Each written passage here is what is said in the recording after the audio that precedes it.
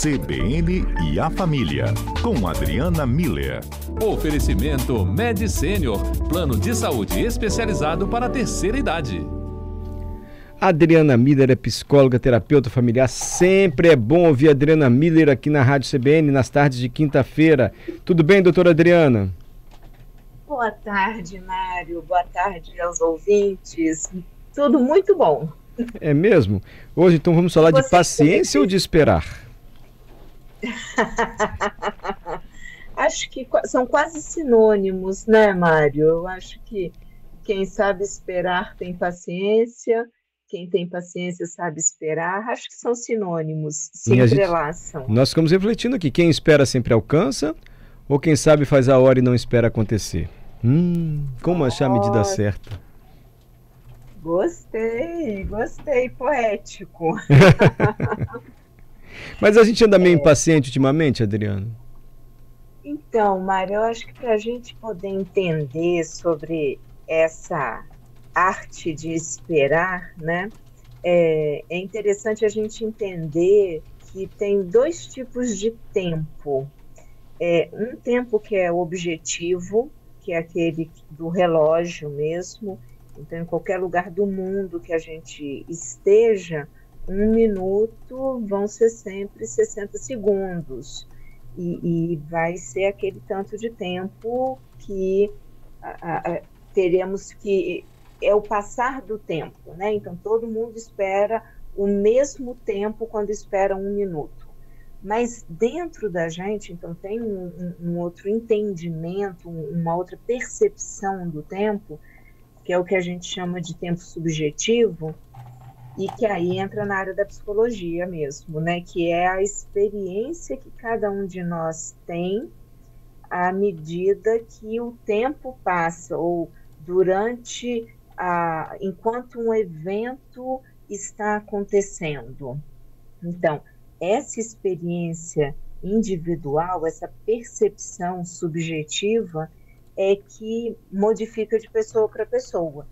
E basta a gente pensar assim, a gente está num evento que a gente gosta, que a gente curte, que a gente está se sentindo bem, então passa super rápido, né? A gente vai falar assim, nossa, já acabou?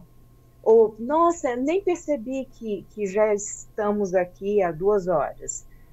Agora, bota você numa situação chata, constrangedora, desconfortável, e 1 minuto vai demorar 1 hora para passar, né? Então, essa percepção subjetiva, eu acho que está muito presente quando a gente fala sobre a arte de esperar. E mudou muito com a chegada da internet e o aprimoramento da internet como um todo. Então, se a gente pensa nos nossos avós, né, a noção, esperar 10 segundos para eles era uma coisa super rápida, né? Imagina, chegou no lugar e foi atendido em 10 segundos. Para a gente hoje, meu Deus do céu, 10 segundos é um tempo insustentável, né? Se a gente pensa atender um telefone, responder um WhatsApp, né? Então, a internet mudou a nossa percepção de tempo, a gente espera respostas muito mais rápidas do que esperávamos. Antes, a gente tinha um grau de tolerância com a espera maior. Antes, o nosso cérebro, né, ele sabia esperar, tinha uma tolerância maior de espera do que a gente tem hoje. Não sei vocês, né, mas a gente esperava pai e mãe pegarem a gente na escola, a gente esperava um ônibus chegar, né, a gente esperava e chegava. Hoje em dia, os filhos não podem esperar 1 minuto, você achar uma vaga para poder pegar, tem que todo mundo estacionar em fila dupla, porque os filhos estão surtando, porque não sabem esperar, né? E aí você imagina, essa geração vai crescer ansiosa, sem essa tolerância, sem saber lidar com o estresse da espera, sem saber lidar com o tédio da espera.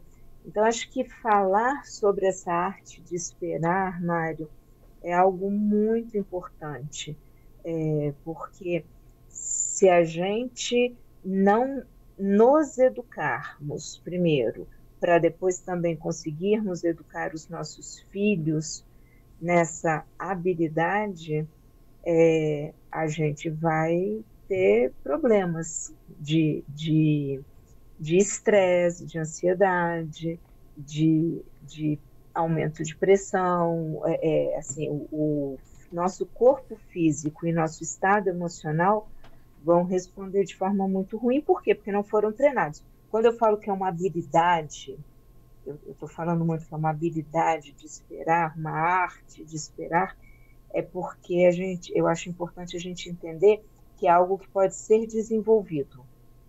Entendi. Então, a gente pode desenvolver.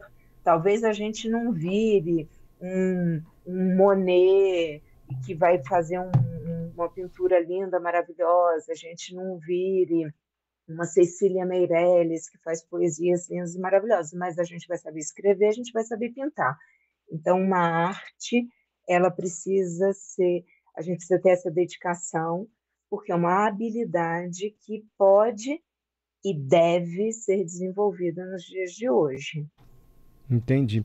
Adriana, isso tem a ver também com a nossa dificuldade de se dedicar um pouquinho ao ócio, essa dificuldade de esperar, essa limitação que a gente tem hoje para não fazer nada, se sentir culpado, porque quando você está esperando, de alguma maneira, antes a gente só esperava, você espera com o celular, fazendo alguma coisa, toda hora você está atuando, assim, de alguma maneira, com uma atividade cerebral assim intensa por meio do cérebro, enfim, com estímulos, né?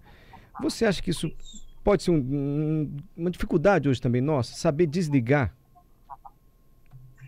Saber controlar a nossa ansiedade, né? Então, assim, se eu tô numa fila, né, esperando ser chamada, né? Se eu tô numa situação, no trânsito, né? E eu, nesse momento, considero que eu estou perdendo tempo, eu não estou produzindo nada, eu não tenho controle sobre aquela situação, provavelmente, ou seja, eu estou olhando aquela situação como algo totalmente ruim. Estou aqui sem fazer nada, sem poder fazer nada, numa situação que eu não tenho controle nenhum. Isso vai aumentando a ansiedade da pessoa, ela vai entrando num estado de estresse, e sim, via de regra a gente tenta se distrair e faz exatamente o que você falou, né, Mário? Pega o celular. E o que acontece no celular? O celular redes sociais, né, entrega muita informação para a gente, mas de uma forma superficial. Então, de verdade, ele não convida o cérebro a parar para ficar debruçado sobre aquele conteúdo. Ele pede exatamente o contrário. Passa, passa, passa, passa, passa. E chega uma hora que a gente fica duplamente entediado, porque causa uma exaustão mental. Esse circuito de precisar de um estímulo e receber o estímulo, então ter o prazer, ele tem um prazo curto para gerar satisfação. Depois ele começa a gerar exaustão e insatisfação. Então, o uso do celular nesses momentos de espera é a pior estratégia que a gente pode utilizar se a gente está disposto a desenvolver essa habilidade de esperar. Está falando hoje sobre o ato de esperar, como nós esperamos menos, ou quando esperamos estamos gerando algum estímulo para o cérebro por meio do telefone celular. E antes a gente esperava, assim, o ônibus, os pais esperavam mais os filhos, e hoje isso mudou. E a Adriana ia se encaminhando para a conclusão, dando quase uma dica, não era, Adriana? Isso, Mário, porque vê, se a gente entende, né, só para fechar a lógica, se a gente entende que no momento em que eu estou na espera, que eu estou esperando uma fila, um trânsito, uma pessoa, se nesse momento eu considero isso perda de tempo, eu estou lá sem produzir nada, eu não tenho controle sobre aquela situação, e isso está me gerando ter que lidar com o tédio, né, e gerando ansiedade. Qual é o oposto disso, né? Então, é mudar o foco do nosso cérebro, é entender que se eu estou naquele momento de espera, e aquela espera eu não tenho controle sobre ela, então ela é obrigatória, ela é necessária, né? Eu preciso esperar a fila andar, eu preciso esperar o trânsito andar, eu preciso esperar a pessoa que está que eu estou ali aguardando, finalizar o que ela está fazendo, então eu não tenho controle nessa situação, isso é necessário. Então, na hora que eu entendo isso, aí eu começo a construir os antídotos para todos esses itens. Então, o meu tempo, ao invés de ser uma perda de tempo, eu posso fazer o meu tempo ter sentido naquele momento. Então, o que eu posso fazer agora que vai fazer esse tempo ter algum sentido? E nesse momento, Mário, eu me torno agente de uma mudança. E eu começo a fazer algo intencional. Eu posso até pegar meu celular, eu só não vou ficar nesse scroll infinito, sabe? De falta de informação ou falta de sentido naquilo que eu estou fazendo.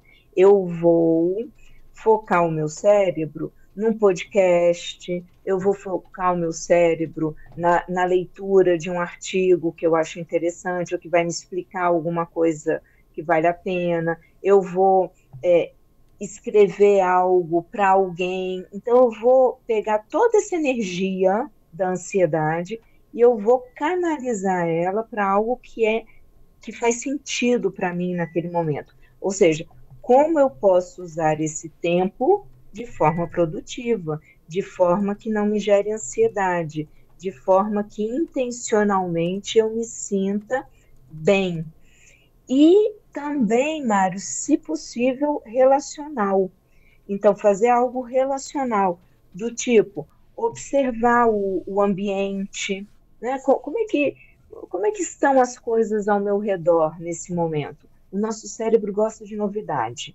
Quando a gente fala, olha só, né, para o cérebro, olha só esse vidro, olha só essa planta, nossa, será que é artificial ou será que é natural? Será que alguém rega? Quantas vezes por dia rega? Eu estou ali na mesma fila, mas eu estou ocupando o meu cérebro com entendimentos e observações que fazem com que ele foque em algo diferente e que comece a fazer sentido, que dê sentido, que gere essa condução da energia que antes estava indo para a ansiedade, ela se transforma em energia que o cérebro precisa para pensar sobre aquilo que a gente está propondo para o cérebro naquele momento.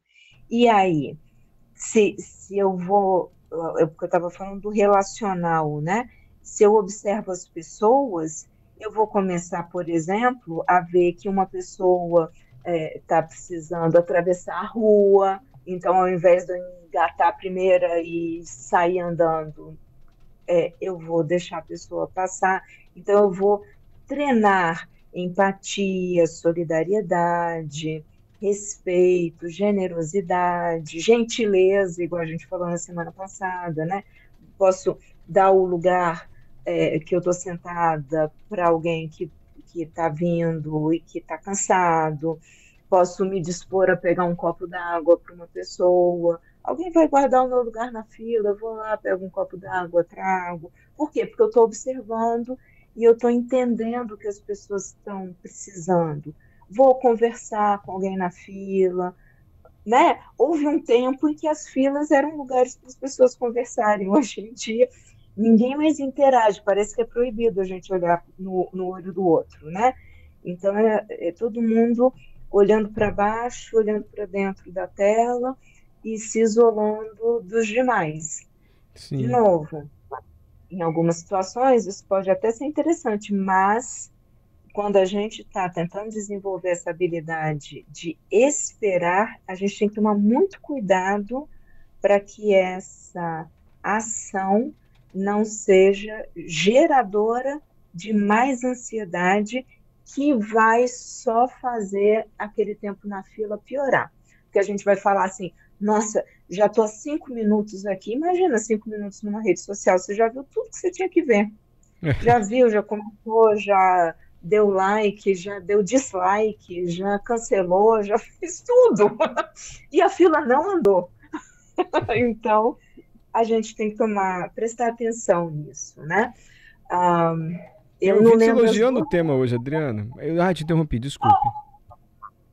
Não, eu ia falar que eu não lembro quais foram as 2 músicas que você propôs no começo. É Quem Sabe Faz a Hora. Eu falei Quem Sabe Faz a Hora e Não Espera Acontecer. Ou a outra não é música, não. A outra é um ditado popular, né? Quem espera sempre alcança.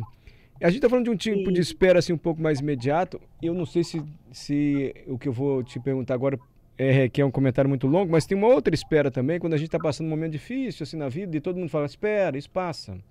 Isso vai passar. Mas não tá passando. Espera, gente, isso vai passar. Mas com o outro passou mais rápido. Calma, vai passar, um dia passa. Não tem muito isso também? Tem bastante, Mário, e tem pesquisas que mostram que, especificamente com dor, tá? Mas nós conseguimos suportar uma dor quando a gente sabe o prazo que ela tem para passar, muito mais do que uma dor menor se a gente não sabe o prazo que ela vai passar. Olha que interessante. Então, saber quanto tempo o tempo tem ajuda a gente a esperar, suportar a dor. Especificamente, a pesquisa é sobre suportar a dor. Mas, então, é isso, né?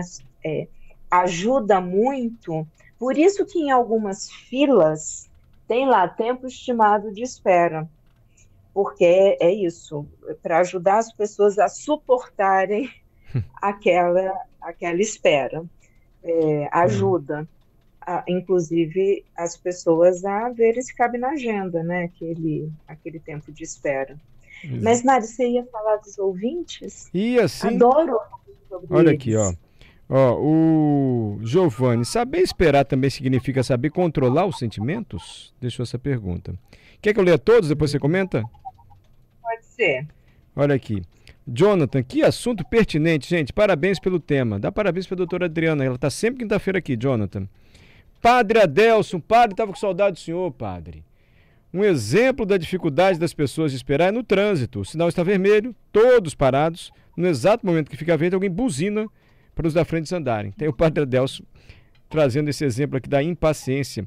Ricardo Lemos, boa tarde. Einstein explicava a relatividade, dizendo que se você passar 1 minuto sentado em uma chapa quente, a sensação será de que passou 1 hora. Já se você estiver por 1 hora ao lado de uma bela mulher, a sensação será de que passou 1 minuto. Einstein falou bela mulher não, Ricardo falou. Enfim, Ricardo botou aqui. Edson botou sempre, quem espera sempre alcança, faz parte da letra de uma música dos Titãs, é assim. Mas enfim, Adriana. Então, é exatamente disso, né? Essa percepção do tempo, ela é muito subjetiva. E sim, eu acho que esse exemplo do Padre Adelson é bem sobre essa ansiedade, né? E percebe, Mário, que quando a ansiedade gerada pela espera faz com que a gente buzine no trânsito, ou brigue com alguém, qual é o antídoto para isso, para a gente gerar essa habilidade de esperar? É exatamente o oposto da gentileza, tá vendo? Eu entender que o outro pode ter algum problema, pode ter alguém dentro do carro que está com uma cirurgia, está com um ponto na barriga. Então não dá para correr, não dá para sair cantando pneu, sabe? Então entender, pensar no outro, né? Pode ser que algo esteja acontecendo nos carros que estão na minha frente, que eu desconheço, mas que é o real motivo para não ter um reflexo tão rápido. E eu tenho que respeitar.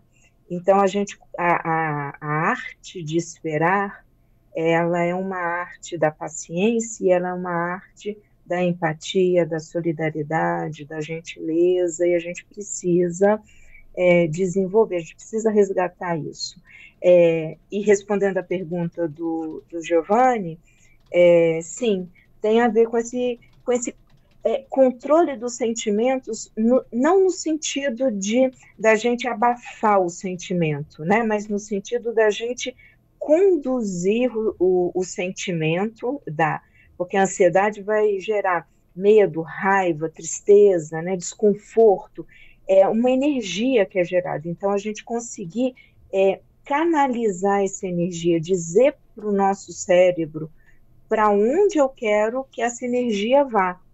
E aí eu posso fazer com que vá para a buzina, pegando o exemplo do Padre Adelson, ou eu posso canalizar no sentido de entender que pode estar acontecendo algo no carro ali da frente que eu desconheço e que se estivesse acontecendo comigo, eu faria a mesma coisa, empatia.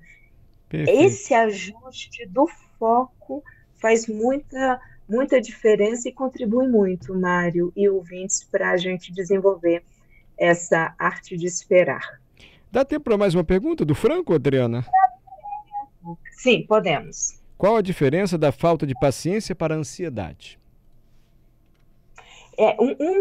São primas irmãs, vai. A ansiedade, ela vai gerar essa falta de paciência porque ela começa a gerar internamente vários gatilhos, né? Então, assim, quando a pessoa fica no grau de ansiedade, como eu falei, né? Ela pode ter raiva, ela pode ficar mais ríspida, ela pode ficar mais aérea. Então, dependendo de como a pessoa lida com essa ansiedade, ela vai ficar mais impaciente. Se a pessoa é mais impaciente, a probabilidade do grau de tolerância dela ser mais raso, mais curto, é maior. Então, ela vai ficar ansiosa mais rápido. Então, são quase primas irmãs, assim, uma gera a outra, né? Uma pessoa impaciente vai ficar ansiosa mais rápida e ficando ansiosa mais rápida, acabou a paciência dela, né?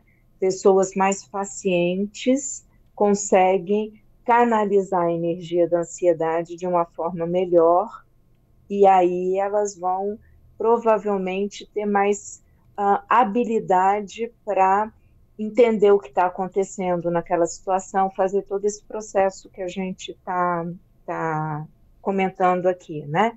De ter esse controle. Então, uma gera a outra que reforça a primeira e que gera esse circuito que, no final das contas, não é bom. Qualquer circuito que aumente a ansiedade não é bom. A gente precisa focar em circuitos que diminuam a ansiedade, não em circuitos que neutralizem a ansiedade. A gente precisa de um pouco de ansiedade para levantar da cama, a gente já comentou aqui sobre isso, né?